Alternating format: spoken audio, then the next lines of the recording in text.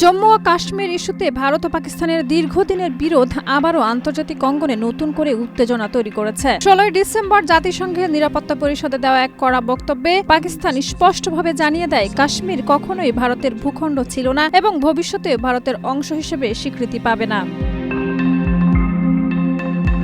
জাতিসংঘে পাকিস্তান মিশনের কাউন্সিলর গুল কায়সার সারওয়ানি বলেন, জম্মু ও কাশ্মীর একটি আন্তর্জাতিকভাবে স্বীকৃত বিতর্কিত অঞ্চল এবং এ বিষয়ে জাতিসংঘের প্রস্তাবই চূড়ান্ত ভিত্তি। তিনি উল্লেখ করেন, ভারত নিজেই একসময় এই ইস্যু নিরাপত্তা পরিষদে উপস্থাপন করেছিল এবং গণভোটের মাধ্যমে কাশ্মীরিদের ভবিষ্যৎ নির্ধারণের প্রতিশ্রুতি দিয়েছিল। তবে প্রায় 8 দশক পার হলেও সেই অঙ্গীকার বাস্তবায়ন হয়নি বলে অভিযোগ করেন তিনি। কাশ্মীর উপত্যকায় ভারতের ভূমিকা নিয়ে তীব্র সমালোচনা করে সারওয়ানি আরো বলেন, সেখানে ব্যাপক সামরিক উপস্থিতি বজায় রেখে মৌলিক অধিকার খর্ব করা হচ্ছে। ভিন্ন মত দমন এবং জনসংখ্যাগত কাঠামো পরিবর্তনের চেষ্টাও চলছে, যা আন্তর্জাতিক আইন ও জাতিসংঘ সনদের পরিপন্থী বলে তিনি দাবি করেন।